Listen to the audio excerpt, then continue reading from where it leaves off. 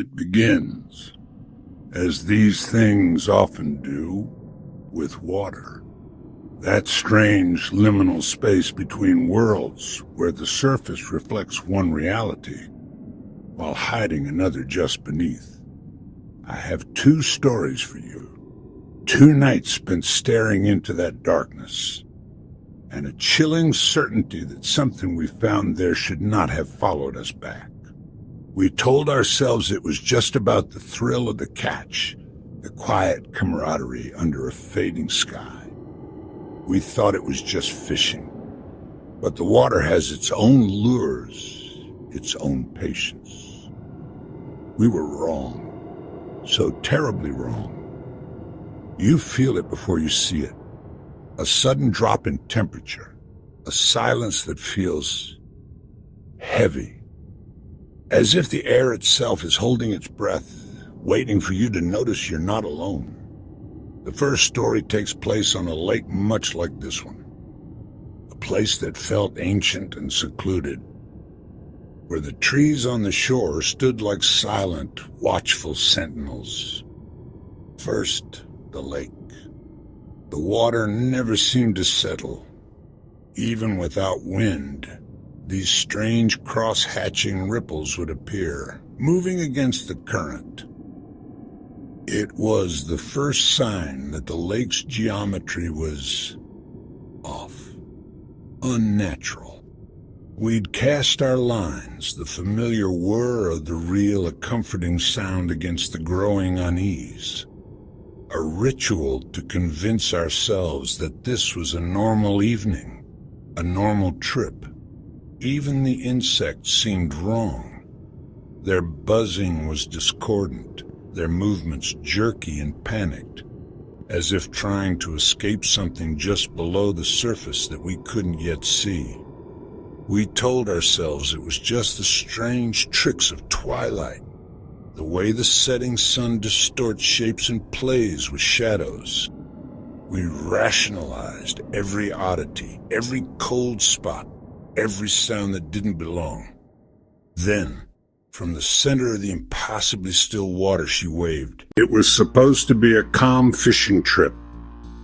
Just me and my brother under a blood-red sunset. We'd been coming to this lake since we were kids. It was our place. But that evening, something was different. The air was heavy, thick, and far too still. Even the birds were gone, their usual evening songs replaced by a profound, unnerving silence that pressed in from all sides. It felt like the whole world was holding its breath, waiting.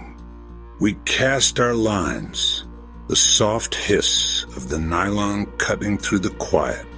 We tried joking, pretending not to notice the strange ripples that never stopped moving, spreading from the center of the lake outward, even though there was no wind. We were pretending it felt safe, familiar, but a cold knot was tightening in my stomach. Every shadow seemed a little too long, every whisper of the reeds a little too sharp. Then, out of the corner of my eye, I saw it. A disturbance in the creeping fog. Not a ripple, but a shape. Something dark breaking the glassy surface. My own breath caught in my throat. I wanted to say something, to ask my brother if he saw it too, but the words wouldn't come. He saw it. A figure standing in water that should have been 20 feet deep. And then a voice, like wind through a tomb, drifted across the water. It wasn't loud, but it filled my head completely. Come closer. She rose from the water, skin pale as a corpse, her dark hair dripping, clinging to a face with no expression at all. She was so quiet, so certain. My brother froze beside me, his fishing rod held tight in a white-knuckled grip. I could feel my heart punching against my ribs.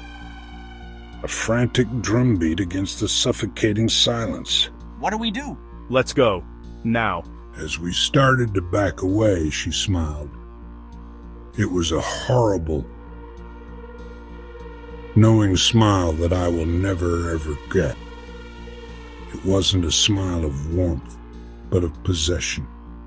As if she knew something we didn't. As if she'd already won. And then she screamed. It wasn't human. It was a sound of pure rage and loss that tore through the air, and the lake itself seemed to echo it back. It was like the whole forest, the water, the sky. It was all alive, and it was all screaming with her. We ran. We just ran, tripping over roots, gasping for air, not daring to look back. My brother was just ahead of me, his voice a ragged whisper carried on the wind. Don't look back. Don't look back.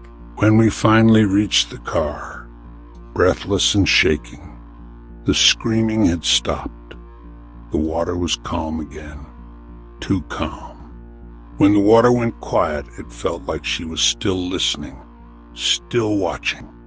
That night, I dreamed of her eyes, two pale orbs under the dark surface, just waiting. I told myself it was just a story, a nightmare we'd shared, a trick of the light. I was wrong. Days later, different water. A Louisiana marsh, so thick with fog you could choke on it. I was with a different friend, Angel. But I had that same sick feeling in my gut, that same sense that the water was watching us. The air was heavy, smelling of decay and damp earth, a primordial scent that clung to the back of your throat. We paddled deeper into the maze of cypress trees and hanging moss, the only sounds the gentle dip of our pedals and the soft creak of the kayak. The usual chorus of insects and frogs was muted, hesitant, as if they were holding their breath. Angel was trying to keep things light, cracking jokes, but his laughter sounded hollow in the oppressive silence. We were just drifting, letting the current pull us, when he fumbled with his phone, trying to get a picture of the eerie landscape. His fingers were slick with condensation. Ah, damn it, my phone. It hit the water with a sharp plunk that seemed to silence the entire marsh. He tried to laugh it off, a frustrated, nervous sound. But he couldn't. It was a new phone. He leaned over the edge, peering into the black, murky water. It can't be that deep here. I'll just grab it. Before I could stop him, he was over the side, his feet sinking into the soft, sucking mud. The water was only up to his waist, cold and dark. He shuffled his feet, feeling around for the smooth glass of the phone. I watched, my hand gripping the side of the kayak, that feeling of dread coiling tighter in my stomach. The water... What was that? Did you feel that? I hadn't felt a thing. The kayak was perfectly still. I told him it was probably just a fish or a submerged log. But his eyes were wide with a primal fear I recognized all too well. And then he was gone. 1 second he was standing there. The next he was violently yanked beneath the surface, as if by an invisible rope. There was no struggle, just a sudden, violent splash, and then silence. The ripples spread outwards, and the marsh swallowed the sound whole. I screamed his name, but the fog seemed to smother the word. Beneath the surface, I could see a chaotic explosion of bubbles and the muffled, thrashing silhouette of his body being pulled deeper.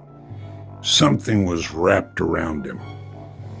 Something huge and dark. A low guttural rumble vibrated through the water, a sound that felt ancient and predatory.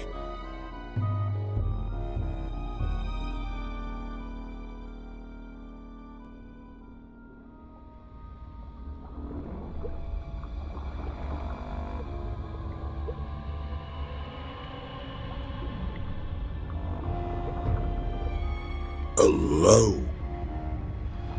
Something. Go now! He exploded from the water, gasping and screaming, clawing his way back into the kayak, nearly flipping us. His eyes were wild with terror. We didn't need another word. We paddled, our movements clumsy and desperate, a frantic, panicked rhythm of splashing and grunting. Something heavy brushed against the bottom of the kayak, a solid living weight that scraped along the hull. I risked a glance over the side. For a split second, I saw them. Fingers. Long, gray, webbed fingers reaching from the murky depths, scraping against the plastic before sinking back into the black. What grabbed you? Angel, what was that? He couldn't answer. He was just sobbing, shaking, his hands gripping the paddle so hard his knuckles were white. It wasn't a fish. It wasn't human. It was something born of the mud and the rot, something that had been waiting in the dark water for a very, very long time. We didn't stop paddling until the hull scraped against gravel, until we could feel solid ground under our feet. We scrambled out, dragging the kayak onto the road, not daring to look back at the water. Angel never spoke of it again. Not a single word. But in the dim light of the car, I saw the marks on his arm. 4 deep, parallel scratches already red and swelling.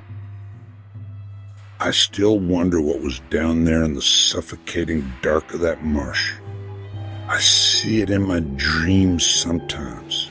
The black water, the grasping gray fingers. I know. With a stay that chills me to the bone that it's still waiting. Some waters hide more than just your reflection. They hide the dead. These are the waters that should be left alone forever.